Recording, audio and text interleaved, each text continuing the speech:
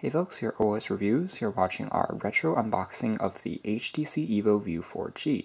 This is the Sprint version of the HTC Flyer, and that's the first tablet that HTC, the Taiwanese manufacturer, ever released. Back then it sold for a hefty $400 for the 16GB model with a 2-year service agreement, so it's quite expensive considering that's a 7-inch tablet as opposed to 9.7 inches or 10 inches, and compared to things like the Apple iPad or more expensive Android models at the time, this thing definitely seemed overpriced. With that being said, HTC brought their beautiful construction quality here with an all-aluminum design. In addition, this product had a unique digitizer pen, which could be picked up for about $80 online, and it uses the Intrig technology. It's comparable to Wacom, it's pressure sensitive, which makes it suitable for note-taking as well as for graphic artists that might want to draw or doodle on the go. So this is what the packaging looks like, and back then, again, you could use this with 4G as well as, of course, Wi-Fi and Bluetooth, and it came with, again, 16 or 32GB versions, and the Sprint version of the HTC Evo 4G came in a black color as opposed to the white found on the Flyer, which was the unlocked variant. Otherwise, you can see on the back there's some basic specs about what's included in here, as well as some features. It does have Adobe Flash built into the web browser, which was unique, and there's also a front and rear facing cameras. The rear one is 5 megapixels.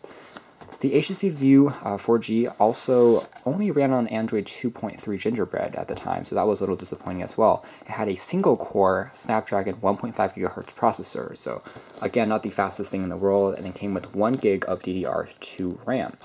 All the standard connectivity options are on board, and again, it basically looks like an oversized HTC phone. We'll take a closer look at the design in a moment.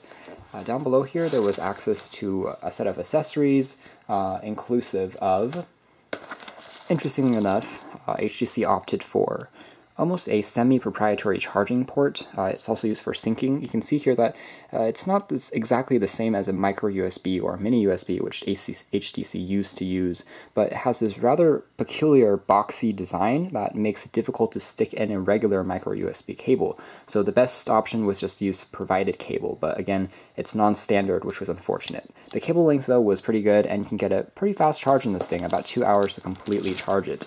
And there's also the aforementioned cable that's provided once more for syncing with a computer, Mac or PC. There's also a series of get started guides that tells you how to set things up, how to use the tablet, how to set up the 4G LTE services, so on and so forth. So this is what the tablet itself looked like. You can see it's a huge fingerprint magnet on the front, despite the fact that we just wiped it off a few seconds ago. The front does feature that 1.3 megapixel camera for Skype calls and video conferencing apps. You have the HTC logo on the side there, and what's kind of unique about this tablet is the fact that there are 2 sets of on-screen controls, or I should say off-screen controls, capacitive controls for home, menu, and back. And depending on the orientation of the tablet, they switch back and forth, which is kind of a unique feature to have. Down below here, it's very dim, but there's also the pen icon, which will glow red once it detects the optional stylus that you might want to pick up and add the functionality of the tablet as a whole. You can see from the sides here, this also isn't the thinnest tablet, nor is it the lightest. In fact, it's about a pound, which is quite hefty for such a small tablet in general. It's about a phablet in size. But the thing is, because of the all-aluminum shell and the construction quality here, it's going to be, again, a bit heftier than you expect. There's access to a 3.5mm headphone jack, a power on-off switch, as well as dedicated volume controls on the sides. They're all very tactile. There are noise-canceling microphones as well. The bottom features the aforementioned kind of semi-proprietary charging port there. And the very back features the aforementioned autofocus-enabled 5.0 megapixel camera, along with the HTC logo and the Sprint logo. And there's stereo speakers in the back. They're not front-facing, but at the same time, they're quite rich and loud, which is nice to see. Behind this rubber flap, you could actually remove it to access an optional micro SD expansion slot. It supports up to 64 gigabytes of additional onboard storage, which is pretty nice.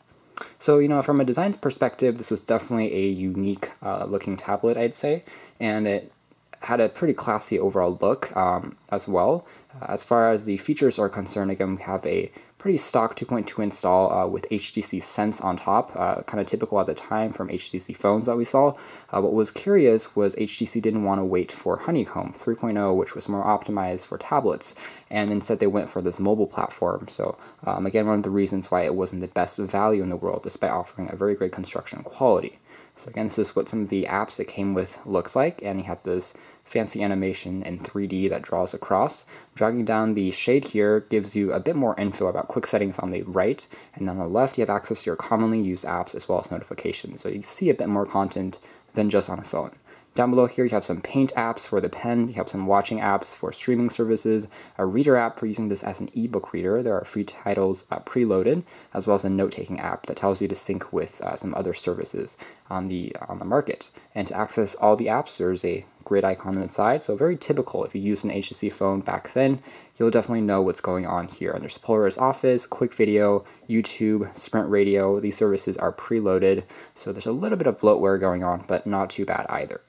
So as far as a 1.5 gigahertz single-core processor is concerned, it does seem rather snappy and responsive, although if you multitask a lot and you open up multiple applications, it's going to slow down significantly. So anyways, this has been a retro unboxing of the HTC Evo 4G or the HTC Flyer. We're going to come back with a retro review as well shortly, so be sure to stay tuned for that. Thanks for watching this video here at OS Reviews.